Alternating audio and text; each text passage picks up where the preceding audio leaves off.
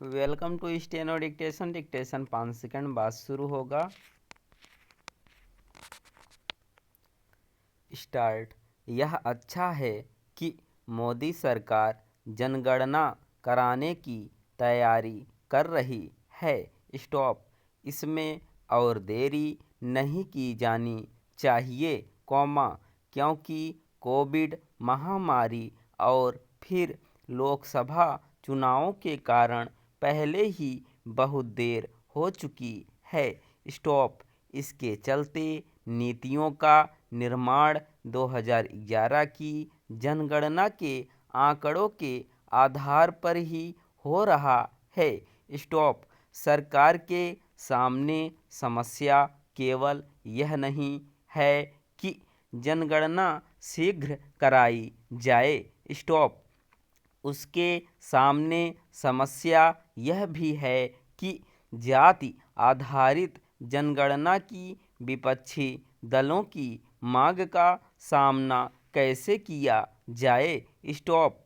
विपक्षी दल और विशेष रूप से कांग्रेस न केवल जाति जनगणना पर जोर दे रही है, बल्कि इसे लेकर सरकार पर दबाव भी बना रही है। स्टॉप। सरकार को इस दबाव का प्रतिकार करना होगा, क्योंकि जाति जनगणना की मांग केवल संकीर्ण राजनीतिक स्वार्थों के इरादे से की जा रही है। स्टॉप। जाति जनगणना का उद्देश्य समाज को चुनावी लाभ के लिए जातियों में गोलबंद करना और जातिगत आरक्षण को तूल देकर वोट बैंक की राजनीति को धार देना है। स्टॉप। यह सही है कि भारतीय समाज जातियों में विभाजित रहा है, लेकिन अब जब यह विभाजन लगातार कम होता जा रहा है, तब जाति जनगणना कराकर जाति की राजनीति करने वालों को सामाजिक विभाजन का अवसर नहीं दिया जाना चाहिए। स्टॉप। इसलिए और भी नहीं, क्योंकि जाति की राजनीति करने वाले जातीय वैमनस्य को भी हवा देते हैं। स्टॉप। पैरा। जाति जनगणना से केवल विभाजनकारी प्रवृत्तियों के सिर उठाने का ही खतरा नहीं है। स्टॉप।